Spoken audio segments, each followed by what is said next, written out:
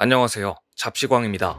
우주 강국을 노리는 일본이 또 한 번 로켓 발사에 실패하며 고배를 마셨습니다. 17일 오전 일본 가고시마현 다네가시마 우주센터에서 발사를 시도했으나 결국 무위에 그친 신형 로켓 H3 1호기는 일본이 지난 2014년부터 개발하기 시작해 이미 개발비만 2천억엔 약 1조 9,300억 원이 투입된 야심작이었습니다. 일본은 이번 로켓 발사에 성공할 것이라고 예상하고 대대적인 홍보까지 했는데요. H3 로켓이 최장 길이 63m, 직경 5.2m로 엔진 부품 수를 기존 로켓보다 20% 줄이는 대신 추진력을 1.4배 높였다고 자랑하면서 이번 발사에 성공하면 이 차세대 로켓을 앞으로 인공위성 발사와 우주 개발에 이용하겠다는 포부를 갖고 있었습니다. 더구나 이번 로켓 발사에 성공하면 미국이 주도하는 달 탐사인 아르테미스 계획에 활용될 것이라는 장밋빛 희망도 가지고 있었습니다.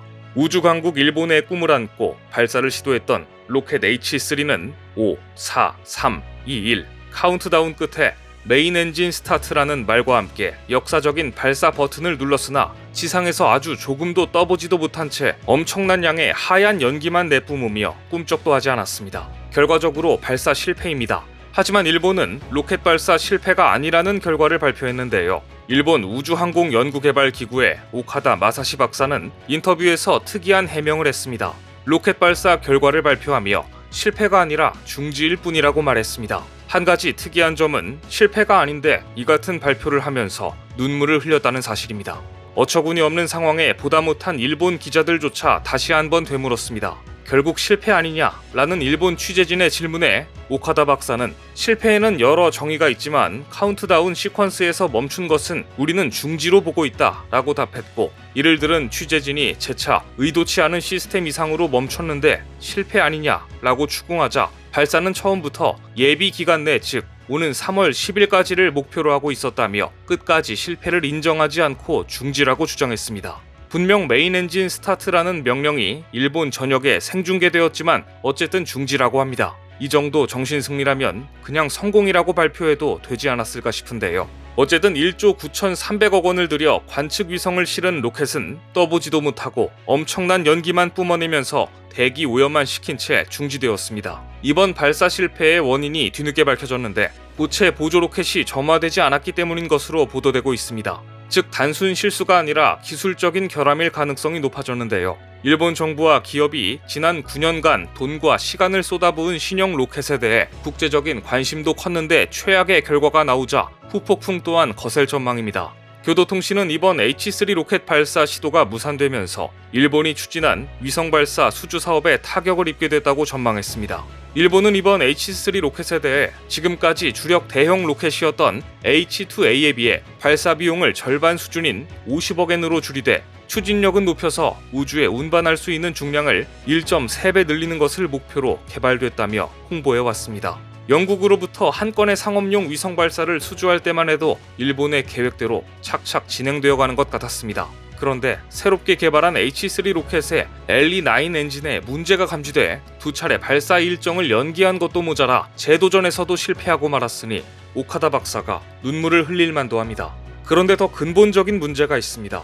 일본의 로켓 발사 실패가 이번이 처음이 아니라 지난 몇 년간 여러 번 반복되고 있다는 점입니다. 지난해 10월 일본은 소형 로켓 입실론 6호 발사에도 실패하면서 우주 강국으로 도약하려는 시도에 제동이 걸렸고, 이번에 야심차게 추진했던 로켓 H3마저 실패함에 따라 우주 프로젝트의 존폐 여부를 고민해야 할 정도로 위기를 맞게 됐습니다. 니혼게이자이 신문은 이번 발사 중단에 대해 현행 로켓인 H2A가 2024년도 50호기를 마지막으로 퇴역하기로 예정돼 있어 차세대 로켓 발사가 계속 늦어지면 국가 우주 전략의 재검토가 이뤄져야 한다고 지적하기도 했습니다. 그러자 문부과학성까지 나서 발사 전에 중단된 것이므로 실패는 아니라며 로켓에 실려있던 지구 관측 위성 다이치 3호에도 문제는 없고 실패가 아니라 중지인이 다시 시도할 것이라고 문제의 심각성을 축소하려 애쓰는 모습입니다. 정신승리만 고집하며 문제를 회피하는 문부과학성의 태도가 근본적인 문제로 보이는데요. 정부 부처는 그렇다고 치고 일본의 사기업들이 추진하는 우주 프로젝트는 어떨까요? 지난해 12월에 일본 우주기업 아이스페이스가 개발한 달 착륙선 발사가 예정되어 있었습니다. 하지만 이 역시 일정이 또다시 연기돼 자존심을 구겼습니다. 아이스페이스의 달 착륙선은 애초 지난해 11월 미국 케이프 커네버럴 우주 군기지에서 발사될 예정이었으나 점검할 곳이 발견돼 연기되었고 12월에 다시 발사를 시도했지만 또다시 연기한 것이었습니다. 더구나 이 달 착륙선에는 아랍에미레이트의 10kg짜리 초소형 로버 라시드와 일본 우주항공 연구개발기구가 장난감 업체 토미와 공동 개발한 공 모양의 변형 로봇이 실려 있었고, 이 프로젝트가 성공하면 일본은 러시아, 미국, 중국에 이어 네 번째로 달 착륙에 성공한 나라가 될 수 있었습니다.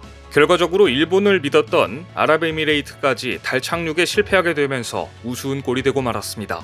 하지만 아이스페이스는 갑작스레 우주로 보내려 했던 하루토 R 미션 1 착륙선의 발사를 또다시 연기한다고 발표했으며 이후 추가적인 발사 계획은 아직까지 없습니다. 결국 달에 착륙시킬 기술이 있는지 의심을 받는 처지가 되었습니다. 사실 일본이 가진 기술력의 하락세는 이미 두드러집니다. 2022년 인도의 신차 판매 대수는 일본을 제치고 세계 3위에 올라섰습니다. 일본이 처음으로 인도에 밀려 4위까지 내려앉은 것입니다. 세계 최대 규모의 인구를 등에 업고 무섭게 성장하고 있는 인도와는 대조적으로 일본 자동차 시장은 45년 전 수준까지 쪼그라들고 말았습니다. 일본은 1990년에 비해 자동차 판매 대수가 거의 반토막이 났는데 일본의 인구가 2015년부터 감소하고 일본인들의 급여 수준이 30년째 제자리인 점이 원인으로 꼽혔습니다. 더구나 지난해 반도체와 자동차 부품 부족으로 일본 완성차 업체들이 신차 수요에 대응하지 못한 영향도 컸습니다.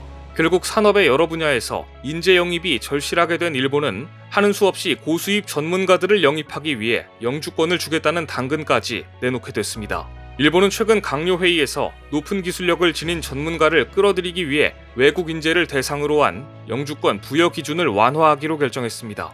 고도 전문직 체류 자격을 얻기 위한 문턱을 낮춰서 세계 상위권 대학 졸업자의 일본 취업을 유도하기 위한 것입니다.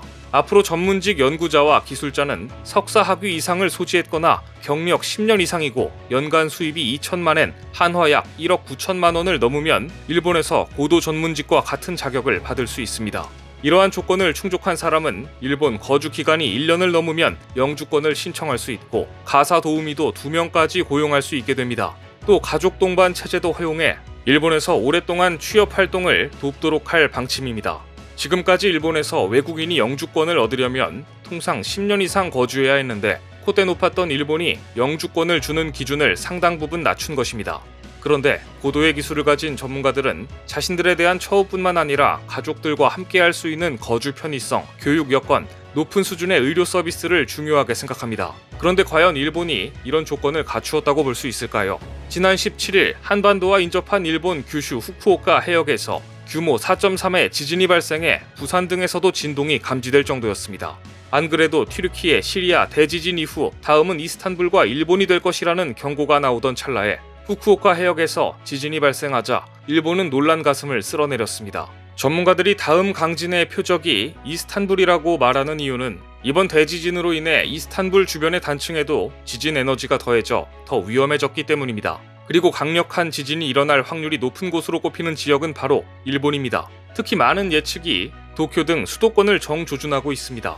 도쿄만 남쪽의 사가미 해구는 유라시아판과 태평양판, 필리핀판과 북미판이 충돌하고 있는 곳인데요. 전문가들은 30년 안에 이곳에서 규모 7 이상의 강진이 일어날 가능성이 크다고 보고 있습니다. 그렇게 되면 도심에 건물이 무너지고 열차가 탈선하는가 하면 도쿄는 거대한 불길에 휩싸일 것이라는 예측이 이미 나와 있습니다. 과연 고도의 전문 기술을 가진 고급 인력이 굳이 일본의 영주권을 얻고자 일본행을 선택할지는 의문입니다. 일본 정부가 아무리 당근책을 내놓아도 일본의 기술력이 발전할 가능성은 낮아 보입니다.